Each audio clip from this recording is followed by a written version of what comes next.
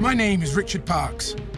When my rugby career was ended through injury, I became an extreme environment athlete.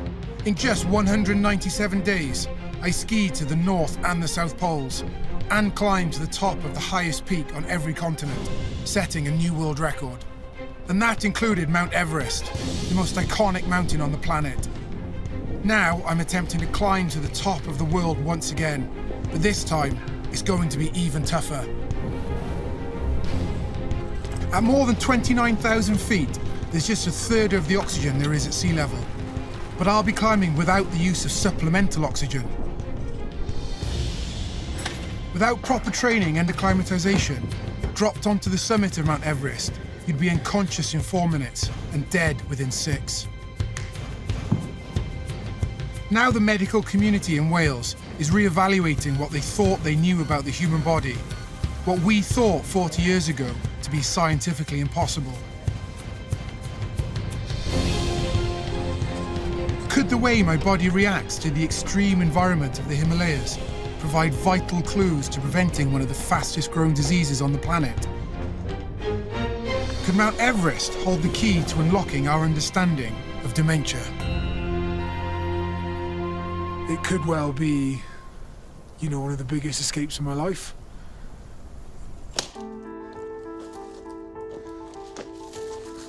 Every single item of gear that is here and that will be meticulously laid out and chosen, I love. For me, a lot of my performance is about the detail, but the piece de resistance of my kit is my expedition suit, my summit suit.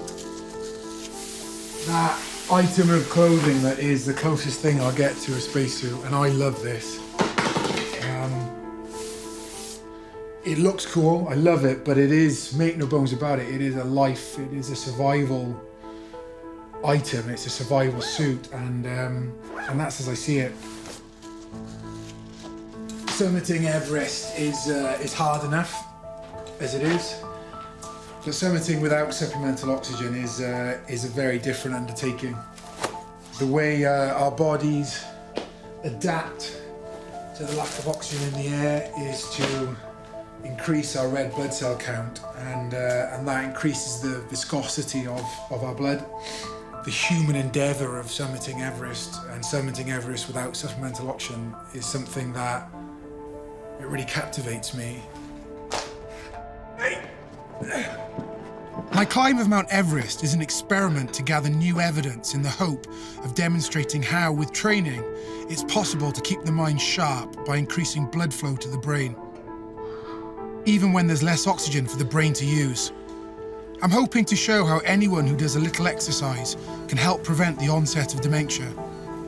I've undergone an intensive training program at the Human Performance Lab in Reading to prepare me for the extreme altitude at which I'll be climbing. Try and go from the lunge. Nikki Phillips is my performance director on the expedition, having worked with me on the majority of my world-first projects. Come on, last set. Make it a good one. She is my go-to person when it comes to physical preparation. Richard's physical preparation, the effort that he puts into that for what would be a 2-hour session of interval training is beyond what most athletes would do. And what's been quite interesting is that he trained amongst other high-performance athletes when he did that, and I think he really earned their respect when they saw what he was doing. So if you can imagine the burn that you'd get just from walking up one hill very fast, and he's doing that again and again and again, and where he finds that extra strength, I don't know. This expedition is important not just to me, but to my mum and dad. We've experienced what it's like to have a close family friend diagnosed with dementia. My godfather battled with the disease. Having experienced this cruel disease so close to home, it's like somebody disintegrating from the inside out. And it just seems really cruel. Gavin Watkins and his wife Kim from Ebbw Vale have been living with Gavin's dementia since he was diagnosed with the disease 5 years ago. At the moment, there is no cure. They reckon there's one around the corner, but it's still a long way away, and we want to do as much as we can. And I want to do it while I can before I've lost it completely and unable to. How did it start, if you don't mind me asking? It was silly, stupid little things.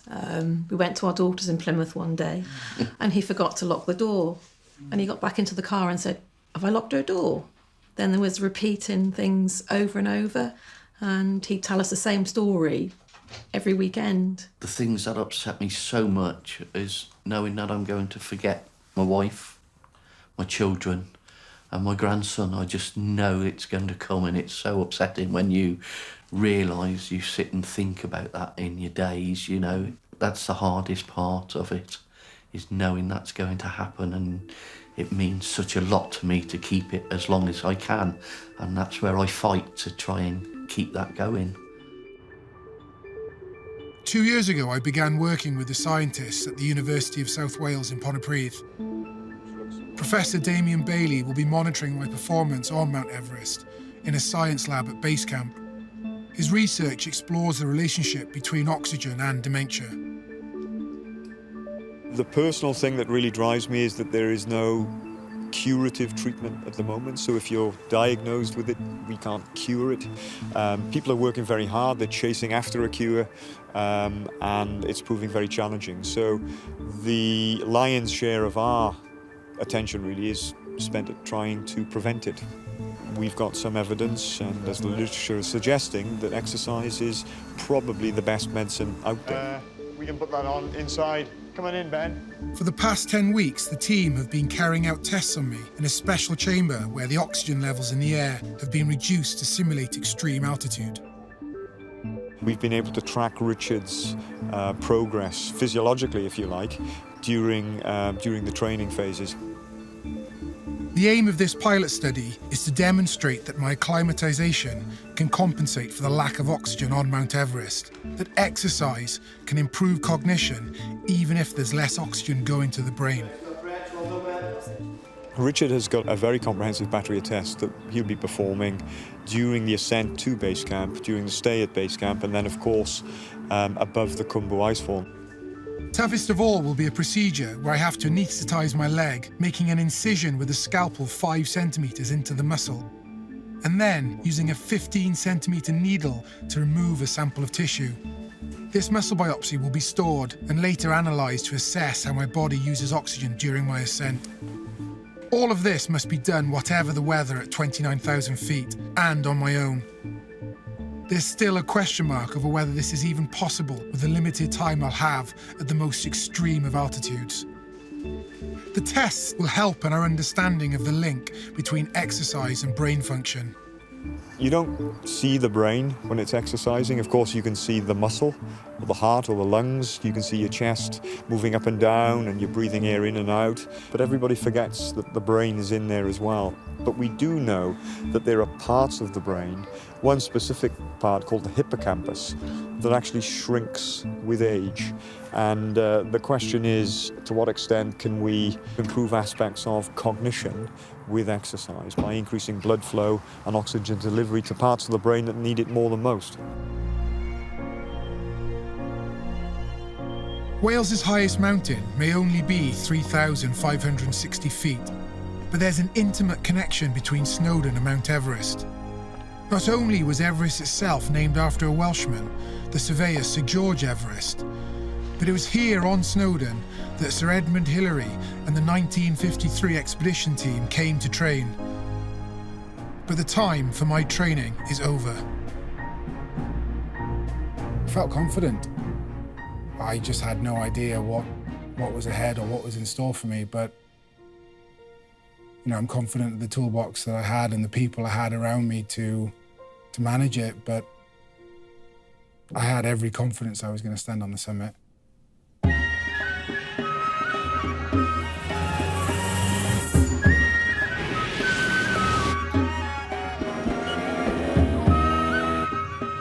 Kathmandu very much is the gateway into the Himalaya. It's a real melting pot for not just local people, but climbers from all over the world. And it's an opportunity to distance myself, actually, from Wales and from the world here. Just the smells, the noises, the excitement, nerves, everything, really.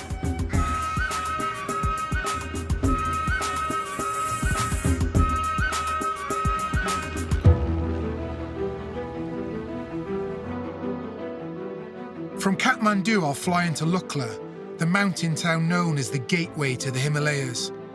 From there, my team and I will trek on foot first to Namche Bazaar, and then on to Dingbashay as we acclimatise to the altitude. As part of my acclimatisation strategy, I'll then attempt to summit the 20,300 feet of Island Peak. Returning to Dingbashay, I'll move on to Everest Base Camp before my ultimate goal, to summit Mount Everest herself without supplemental oxygen.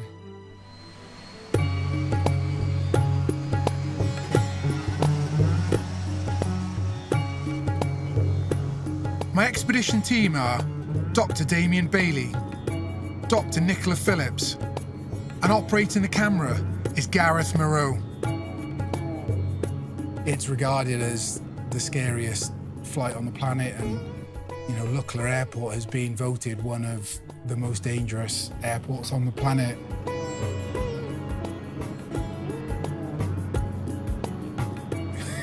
It's a really short runway. Really short.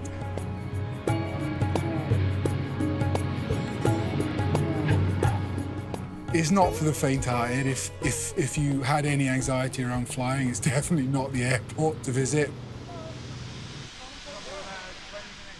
Arriving in Lukla feels like the expedition is finally beginning.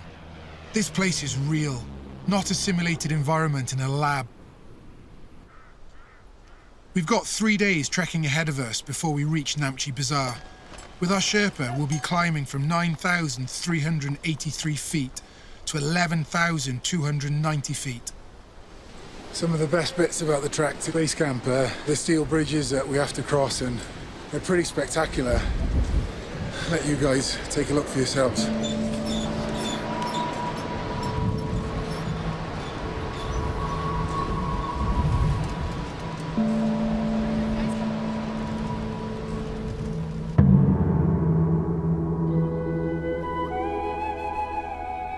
We start our ascent of the Himalayan foothills, and straight away these steep slopes are enough to get the heart pumping. It's actually a crucial part of the climb.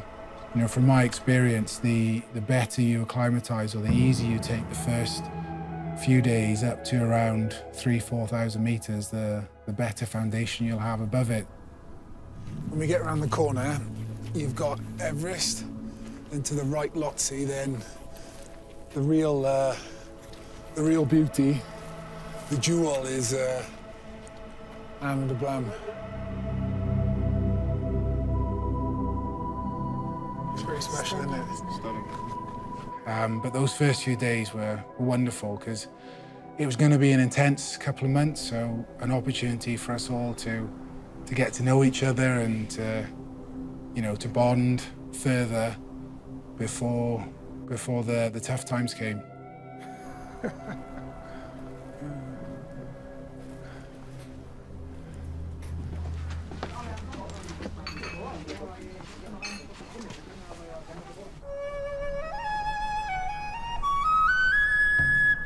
It's day 4 of the expedition, and already my team is gelling.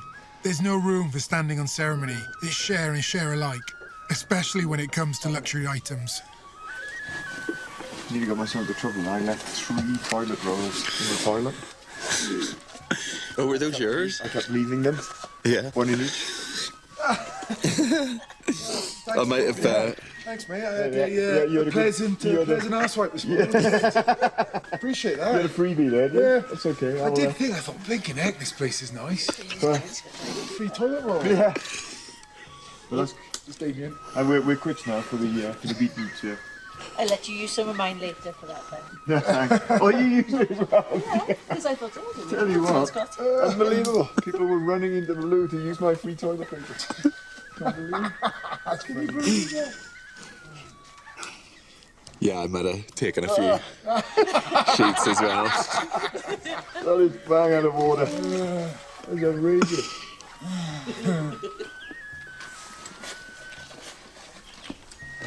Sizes down and away to go. Let's do this. Any marks?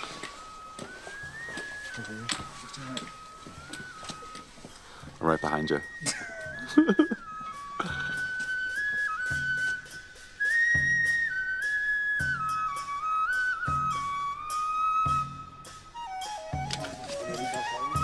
Throughout the expedition, Damien will be monitoring my blood and brain function as we progress ever higher.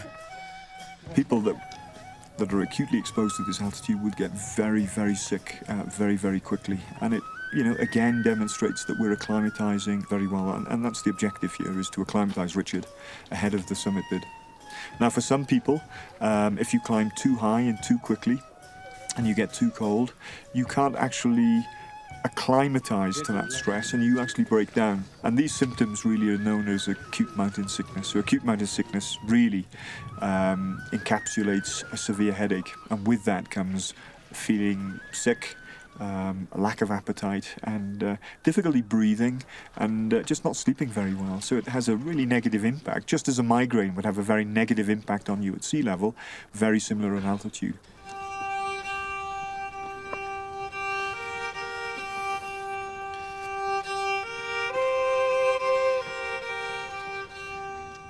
This slow acclimatization is a key process for preparing my body for Mount Everest. The more my body adapts, the longer I'll be able to stand on the summit.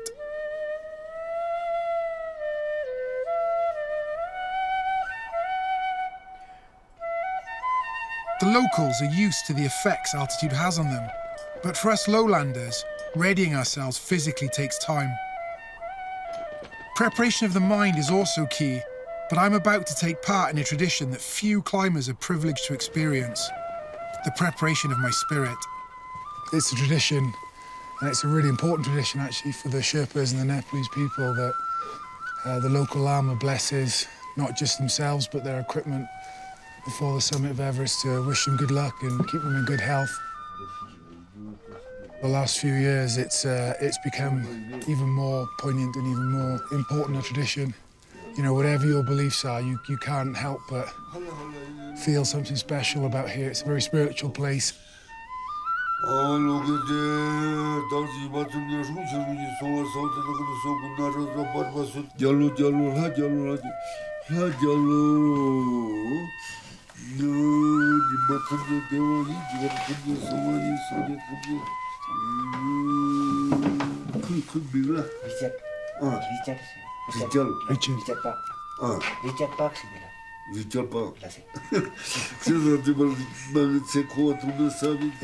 that I'm on the prayer sheets at Mum's church back home, but I know it's really special, and just wish I knew what you were saying. I thought it was quite funny when he laughed at my name, but it's not the first time someone's laughed at me. Probably won't be the last.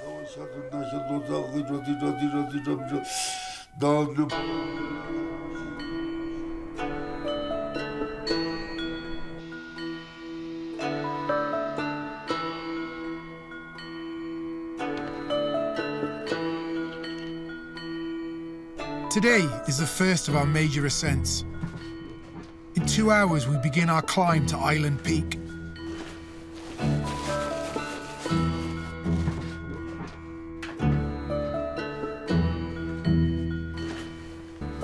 White gold. White gold.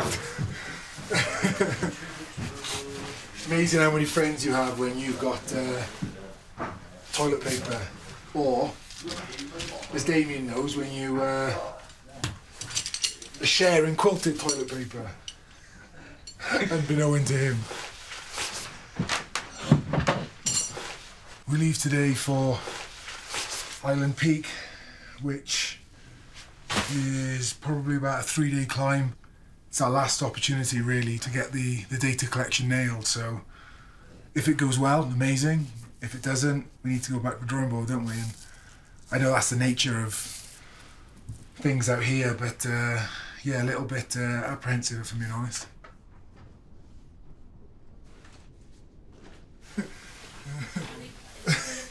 I was just sort of laughing because without really knowing it, I've been really OCD. I can see that. Yeah, but I genuinely haven't even been aware of it. You know, that goes there, no, that doesn't go there, that's got to go there. Yeah, it's quite alarming though when you see it, like in a third person. But hey.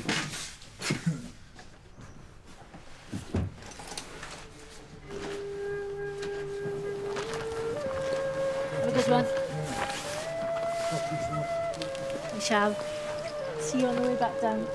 Go easy on the lava.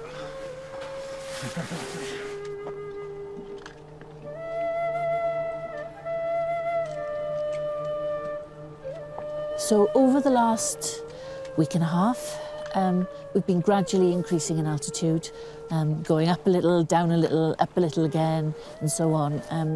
Today now will be the first time where Richard goes up into pretty significant altitude. Island Peak is around 6,100, I think, something like that. And the purpose is to practice collecting scientific data with all the difficulties that there are when you're not doing it in a lab, basically.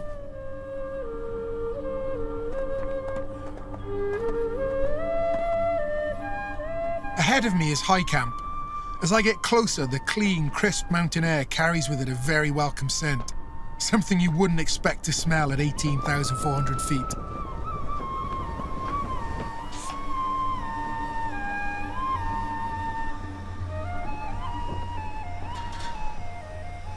Pretty incredible what Ramesh and his team can make on the side of a mountain. What's for lunch today, Ramesh? It's a nice dinner, cauliflower, and soup, potato fry, and egg, fried rice. Okay. It's really humbling, actually. You know, humbling in the true sense of the word. We're on the side of a mountain, just over 5,000 meters, and you know, we're in the presence of a really, really talented chef. I know I'm here for a very specific goal, but every now and again, these surreal moments really just take my breath away. You know, it's such a special place.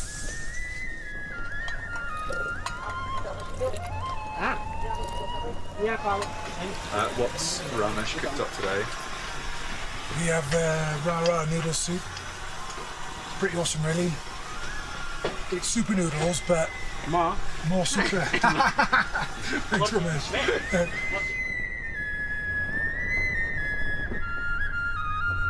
As night falls, even the high winds around my tent are no distraction from the challenge ahead. It's moments like these when my mind starts to wander. I think the thing that I'm most concerned about is the blood sample from my earlobe. Ironically, on paper, it's the easiest thing. The biopsy should be the hardest bit, but actually I'm really confident at the biopsy. I'm confident in my ability to perform that on my leg. I can see it, whereas I can't see my ear. I guess it's the unknown that makes this the adventure. I guess that's what inspires me to to work at it.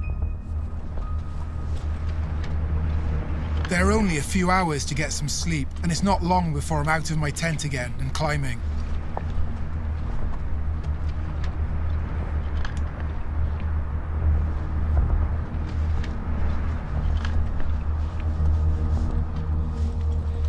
There's two reasons for starting so early in the morning. The first reason is the early part of the glacier, the approach in, as well as some of the crevasse crossings are safer because it's colder and the ice is more stable.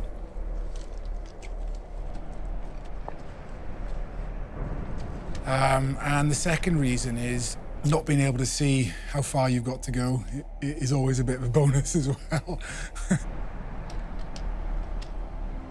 But there is another plus point to getting up so early. The view.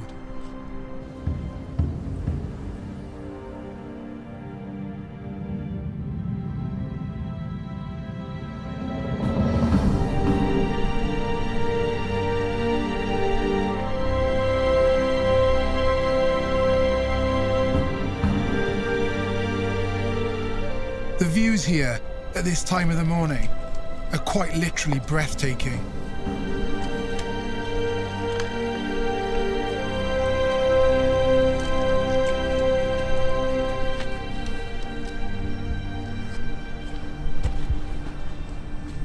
But as intoxicating as the view is, there's a sobering feeling that danger lies ahead as we edge closer to Island Peak.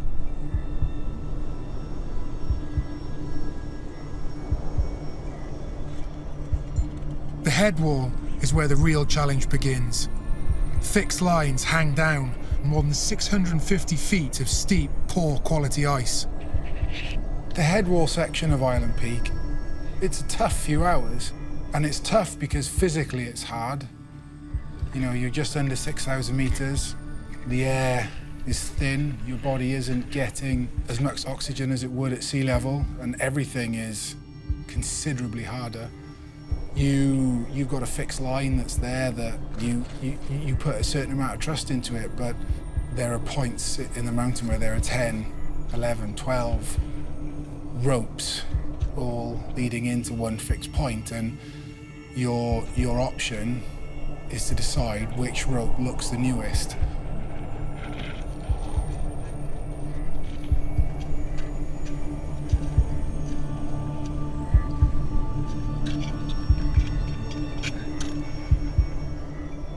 Entrusting my safety to someone else's rope is an uncomfortable feeling.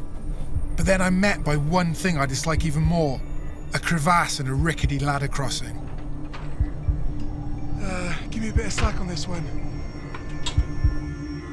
Yeah, I don't like crevasses. The penultimate leg of my 737 challenge was on Denali, also known as Mount McKinley. I had what could have been a very dangerous, if not fatal, crevasse fall, where I fell about 7 meters down through a melted snow bridge, and my fall was only broken by landing on a ledge. And yeah, it very quickly turned into a very dangerous situation. There are a handful of ladder crossings spanning open crevasses in the early part of this section.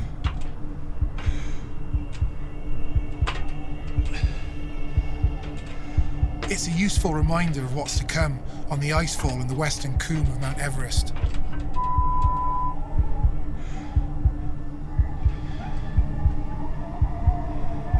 My left foot is stuck. You can imagine you're balancing on a ladder, on two ladders that are tied together using climbing rope. With just a momentary lapsing concentration, I've put my crampon down in a place where actually it's become wedged between two rungs, and it is absolutely horrific. You're balanced on this moving ladder, so you have to sort of really gingerly try and loosen the crampon to get off. It's not nice, no. No, I don't enjoy that at all. I can't imagine many people would.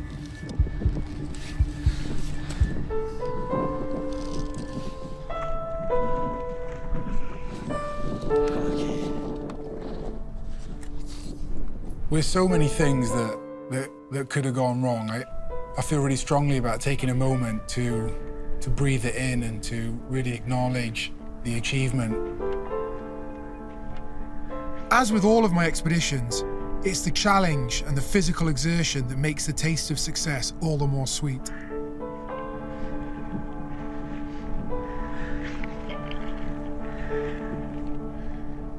Flying the Welsh flag, and that's really important too, because it was a really, really significant and important milestone in the project.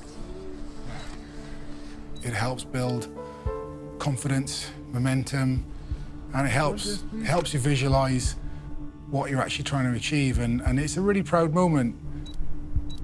It's easy to get caught up in the moment of summiting Island Peak, but I'm here for a very specific reason. This is my dry run, and I've got to complete the blood, breath, cognition, and tissue sampling fast. If it goes wrong on Mount Everest in what's known as the death zone, and I'm there for too long, it could very well be catastrophic. First thing we do is going to be application there. Then that's going to take 2 minutes. Most climbers that get to the top can only stay there for a few minutes before they are forced to retreat. The same applies to me, but I'll have no supplementary oxygen and I must complete my tests. Damien, how do I get this working, mate? So, what do you want to do? Just press. Yeah. Breathe in and out. Let me. How many times? Just steady state, so a few times, nice and slowly. It's good, and relax. So then there's the oximeter. So, on.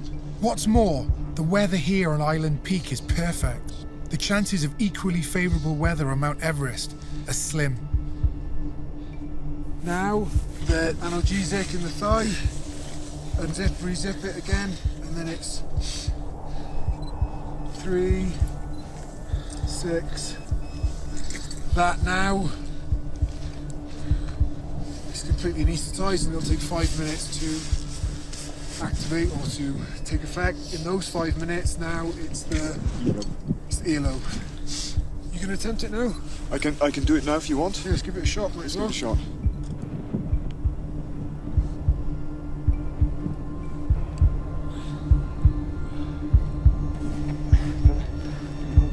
I'm starting to feel anxious. No matter how many times I've practiced this in the lab, I knew it would take longer in reality.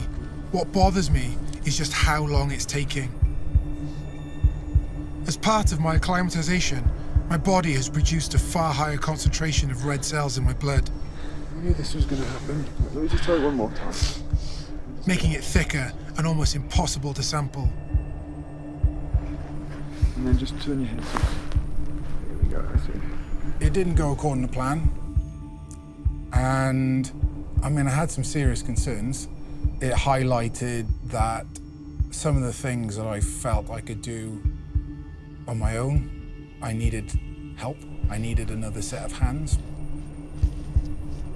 We were up there for a long time. There was just no way that I could spend that time on the summit of Everest.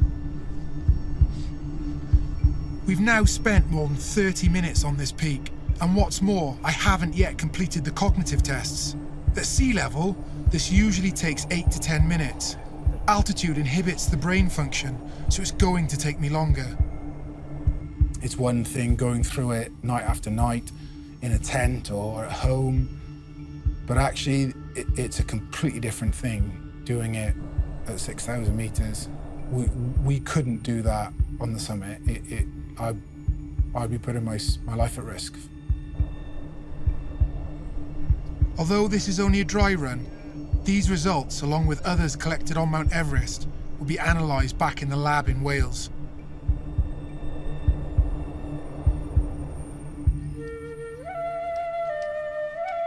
After the stresses of the test procedure, the whole team is reunited at Namche Bazaar, and we move on towards base camp.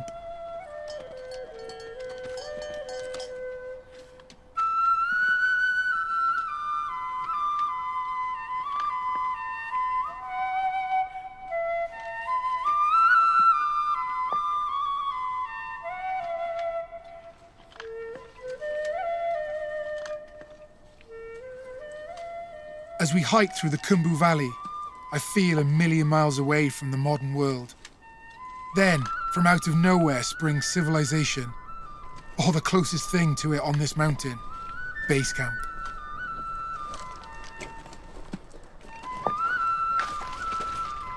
Hey, how's it, man? How's it, guys? How are you? I'm good, mate. How you doing? Good, nice You all to right? see you. Yeah, pretty good. Yeah, welcome. Hey, cheers, mate. How you doing? Good to see you. Good to see you too. Yeah, good. Oh, Yeah. yeah. How you doing? And the paradox of base camp is that having trekked up the Khumbu Valley, getting more and more remote with each settlement, you then arrive at base camp and it's got infrastructure there that is unlike any other part of the Khumbu Valley. It's like a bustling metropolis of tents. You know, there's even very limited Wi-Fi signal there, which you can't get at other places along the trek into base camp. I can't believe you bought safety pins. That's next level, mate. Fair play. Sorry. Sorry.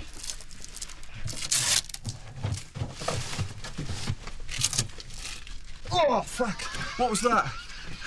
Oh! I was on the pain in my ass. Oh! This is Richard Park's playing up again, isn't it? I couldn't resist put me that. on a sweat now. It's giving me a headache. We've all blessed the flag and the tent. Yeah. And you're a very big part of this team, so... Whiskey? Whiskey. Oh, I don't know. Just a little bit, just a little bit. Oh, no, I didn't see. Oh, thank you. Thank you, Pembroke. Thank you very much. Spirits are high. After 2 years of preparation, we are finally at the starting line for this expedition. The weather conditions are looking good, and we're all feeling confident. However, my thoughts keep returning to my experience on Island Peak. David Hamilton, our expedition leader, arrives at our tent, and our conversation compounds my concerns. I don't want to be over dramatic, but the last oxygenless ascent of Everest that I'm aware of resulted in the person dying, and the gaping hole is your mountaineering consultant. If you had, a guide who'd been on the top 5 or 6 times before, ideally one with medical training, walking along beside you, the whole project would just fit. Information came to me that I shouldn't have been privy to in that moment. Although you're trying to exert yourself to your maximum, you've always got to have this little regulatory mechanism. Am I overstepping the mark? Because if you do, the consequences can be fatal. It was right that the information came to me, but it's really difficult to, to be told that I'm very close to my mortality, but yet still be expected to make rational, coherent decisions. And to me, that's the big weakness. That's what really worries me, is you up there, expending yourself possibly into areas where your judgment may be impaired and nobody else there to help. I mean, if anything, David's helped you sort of maybe visualise that moment in time when you've really got to decide whether you can keep going forward or not? I don't think he has helped me, no. Although it's very different to this, there are not many people on the planet that have skied more solo Antarctic miles than I have. This is the end of a really meticulous development cycle, and although relatively I have less experience than David here on Everest, I am very confident of my own abilities to make those difficult decisions. I've proven it. One of the most difficult decisions I've had to make was to abort my first solo Antarctic expedition just 100 kilometers from the South Pole after battling the elements for 42 days. I believe that I have the right balance of humility and defiance and respect for the environment that I'm in. Warning heeded, but undeterred. And after 5 days at base camp, I get my head down for one last good night's sleep before we push on to Camp 1. I feel really good at this point. My acclimatization strategy has worked really well, and I'm probably one of the only people here at base camp that isn't coughing uncontrollably. And I'm in good health, but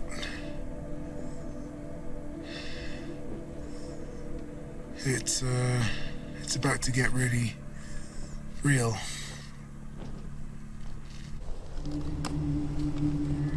From this point on, it's just me, my Sherpa, and Gareth on camera.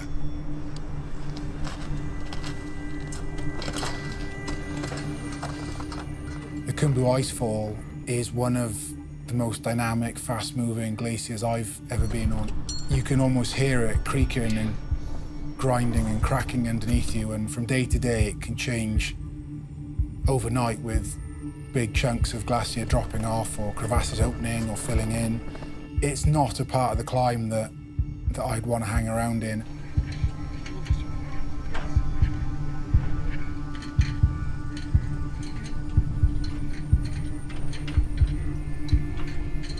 in order to manage some of the risk of that section and to be as safe as possible, it requires you to move as quickly as possible.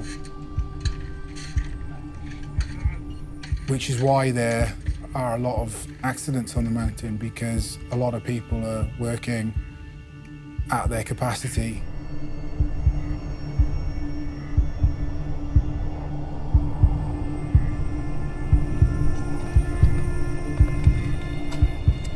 More than 270 people have died on this mountain in the last 50 years. Nearly 100 of them in the last 10. As well as the icefall, avalanches and falling into crevasses, the effects of altitude have claimed many climbers.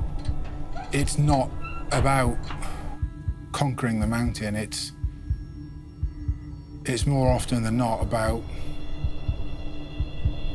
conquering yourself and managing that internal dialogue and the emotional roller coaster that you go through, and it can be brutal.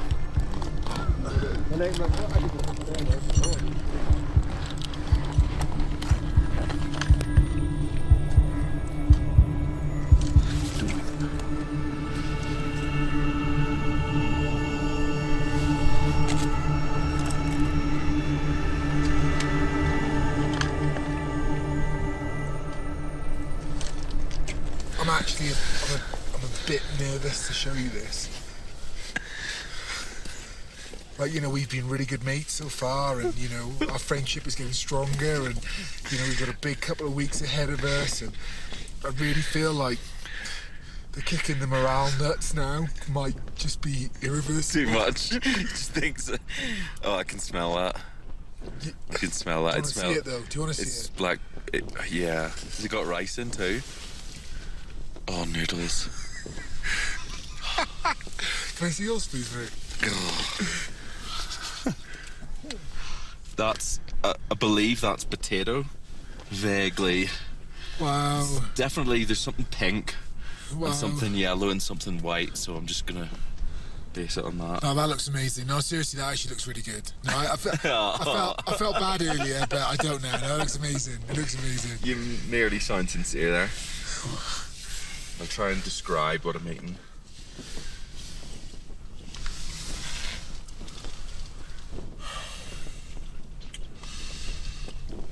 It's basically just rubber. Yeah, chewy rubber, no taste, no season. It's the sort of thing that somebody would eat if they just were the most fussiest person in the world.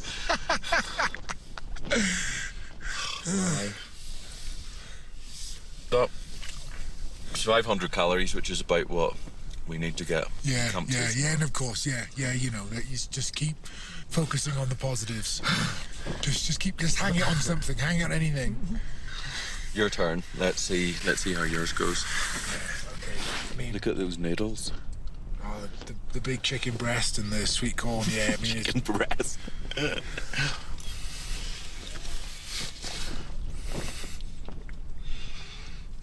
Best meal ever. It's the best meal I've had today. Yeah. It's not really selfie kind of. Good forearm strength, by the way. Oh, yeah? Wow. That's my right hand.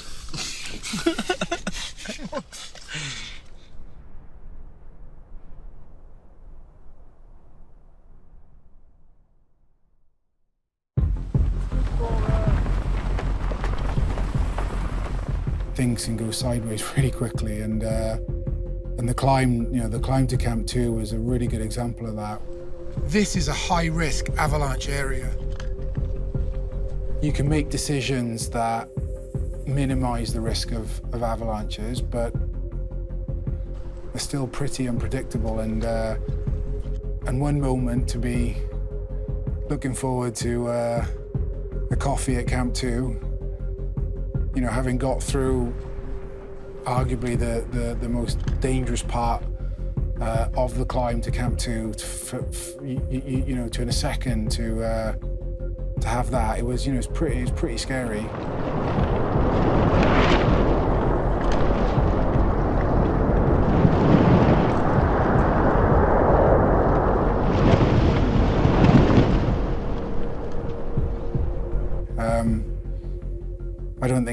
move so fast above 6,000 meters.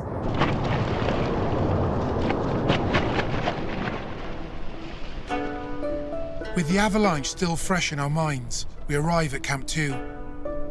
My acclimatization strategy means we rest here for 2 days before we can carry on.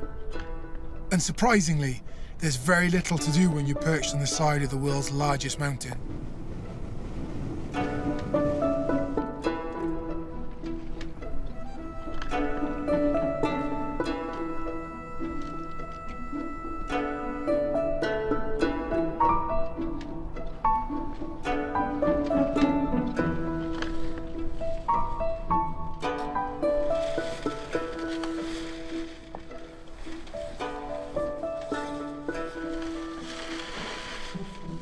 So what are you gonna do now? Put all my clothes back on again.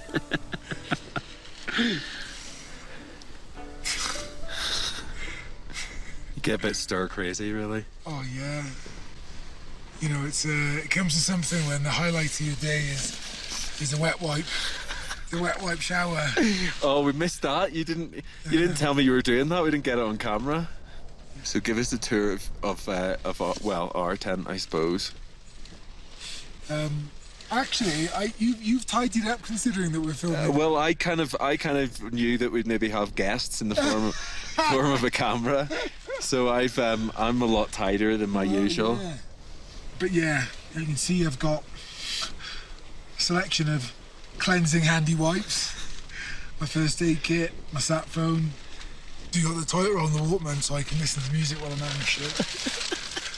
Right above me in the morning is the tablet, so that I've got no excuses to do the cognitive testing. I've got a little bedside table here, but that's for personal stuff. I can't show you that. Really? I don't even know about that. No? You got a bedside table? Well, it's the lid of my rucksack, if you can see, but there. You see that, the lid there? Oh yeah. And then you've got like little personal items in there, have you? Yeah, I've got my little letters and stuff. Oh, look.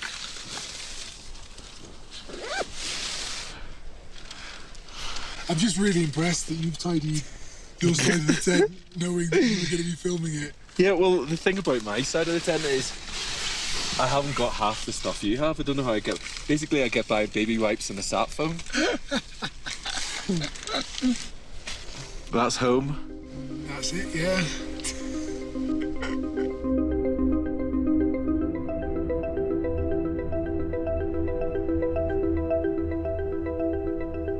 After 2 days' rest, we're ready to climb again. Tomorrow, it's a climb to Camp 3. Then the day after, a climb to the Yellow Band and back down. Pemma and I are going to leave Camp 2 at around 5-6 o'clock tomorrow, so signing off now, get some shut-eye.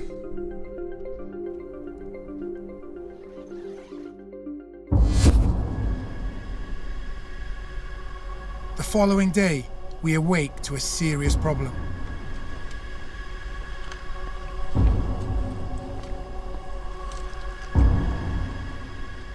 The picture said all, but explain what's going down. Well, this morning we've had a cruel twist of mountain fate. After all the preparations to move up to Camp 3 this morning, she's just completely shut down.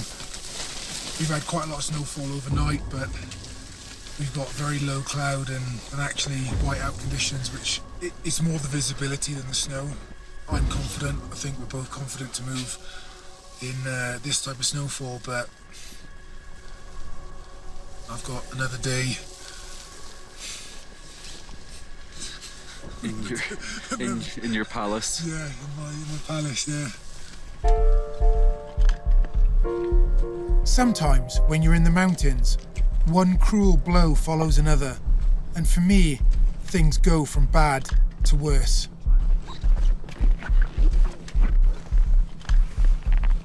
You know, Nikki and Damien have known this for the last 2 days, Yeah. but we've had poor comms, and I think both of them felt it was quite a difficult thing to try and convey on a crackly line. Damien and our doc were looking through some of your blood test results, and alarm bells started ringing. You have arrived here fantastically acclimatized. You have more red blood cells than anyone else on this mountain, which from a point of view of climbing a mountain is great. However, in one of the emails I've read, your blood is like treacle. And that puts you at a very high risk of some medical events. Sure. The severity of my situation becomes clear when I'm eventually told that my condition could very well be life-threatening. I think the recommendation is that you descend to base camp, they repeat the tests, and then bringing in all the accumulated expertise, try to help you to achieve your project without unnecessary risk to you. We need to address the safety implications before you climb any further. Sure. Safety is paramount to me, and I needed more information to understand my situation fully. You've just dropped a bombshell on me. Are you suggesting that I descend? Well, I can descend now.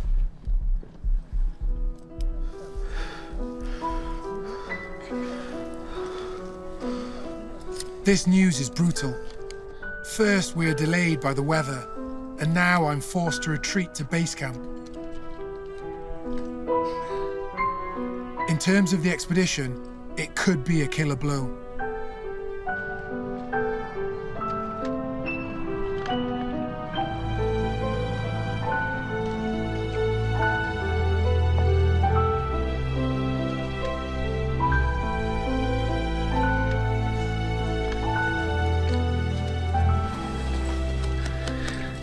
Glad to see you back safe. Come inside, I'll get you.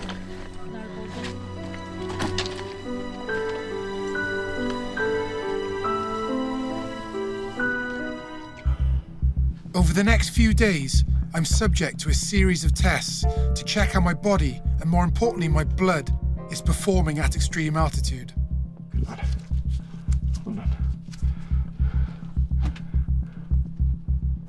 What we've identified is that his ability to make red blood cells is exceptionally good. In fact, it's so good that it's actually raised a bit of a red flag. When the blood makes so many red blood cells, it can become quite sludgy. So blood moves through blood vessels very slowly because it's so thick they've made so many red blood cells. And of course that makes them more prone to heart attacks and stroke. So this is the litmus test now, really. This will give us a very cold and sober look at Richard's bloods, and then from that we can make a decision. The blood tests show a high concentration of red blood cells, meaning that I'm at a very high risk of having a stroke or developing heart complications if I were to continue climbing the mountain. Literally, I'm in the fucking best shape of my life. Yep, and that's the irony, isn't it? It's just fucking brutal because I mean, physically I'm in the best shape of my life. Psychologically, I probably am in the best shape of my life. Yep. I'll be honest, it's as time is going on, and I don't mean long, we're talking hours and days, but literally, it's really fucking with my head. As cruel as it is, due to the risk of my blood clotting and the potential for complications, my decision to cut the expedition and the experiment short is the right one.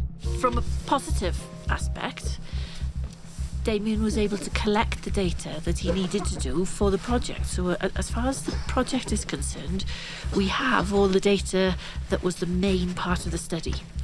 Richard was going to collect some more data at the summit, but that was going to be a nice added extra. We don't have that anymore. So from that perspective, you can say the project is a success.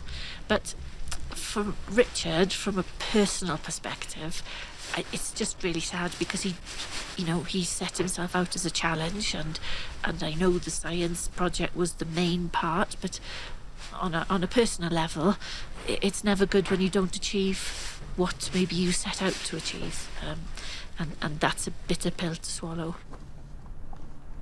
When Richard came down off the mountain, I could certainly sympathise with him, and he was distraught, incredibly disappointed.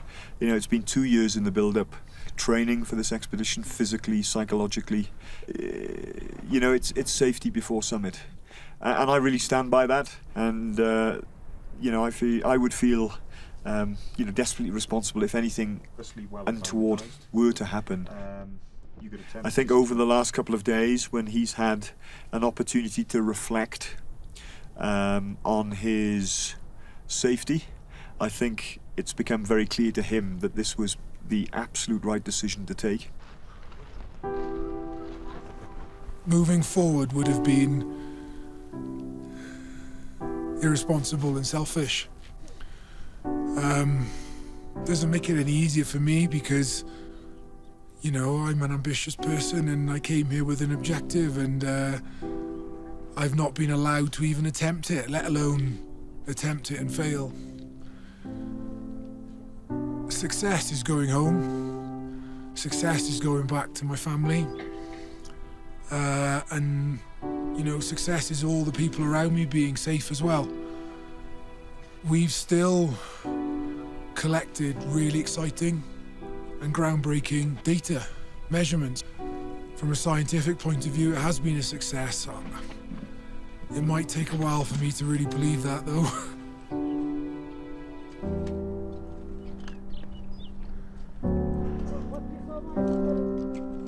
Standing on the summit of Everest is a memory, is a moment, is a feeling that will live with me forever. I can still feel the view. It's a very primal sense of insignificance. I mean, there are very few places where you can see the curvature of the Earth on the planet, and so I had confidence that with the right preparation, the right training, I could stand on the summit without supplemental oxygen. And what troubles me is I still believe I could have. I'll never know. That's what gives me sleepless nights. I don't think about it as much as I used to, but it still troubles me. Dementia is the fastest growing illness in the Western world, and we all, at some level, have been touched by it, and there are still no known cures. Knowing that I'm going to forget my wife, my children, and my grandson, it's so upsetting when you realise, you sit and think about that. Here in Wales, we are leading in some areas of research into this disease, and some of the results already show that as a result of the acclimatization process, we've not just offset some of the cognitive decline, but we've actually improved my cognition on the mountain, which is, it's awesome. I feel very proud that Project Everest will be able to add to the ongoing research.